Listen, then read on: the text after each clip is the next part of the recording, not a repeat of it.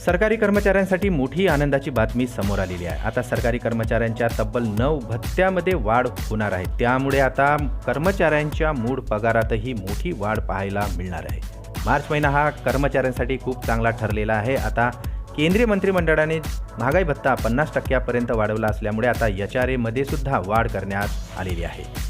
कर्मचाऱ्यांचा आनंद इथेच थांबत नाही, तर महागाई भत्ता व्यतिरिक्त HRA आणि इतर 9 भत्त्यामध्ये सुद्धा वाढ झालेली आहे, ज्याचा फायदा आता केंद्रीय कर्मचाऱ्यांना होणार आहे। महागाई भत्त्यामध्ये वाढ झाल्यामुळे आता महागाई भत्त्या व्यतिरिक्त HRA मध्ये सुद्धा 3% पर्यंत वाढ करण्यात आलेली आहे। याशिवाय TA मध्ये सुद्धा वाढ करण्यात आलेली आहे आणि या सर्व भत्त्यांचा लाभ कर्मचाऱ्यांना 31 मार्च पूर्वी मिळणार आहे। कर्मचाऱ्यांच्या तब्बल 9 भत्त्यामध्ये वाढ करण्यात आलेल्या भत्त्यामध्ये घरभाडे भत्ता, बाल शिक्षा भत्ता, चाइल्ड केअर विशेष भत्ता, वसतिगृह अनुदान, ग्रॅज्युटीची मर्यादा, ड्रेस भत्ता तसेच वाहतुकीसाठी असणारा भत्ता आणि दैनंदिन भत्त्यामध्ये वाढ झालेली आहे।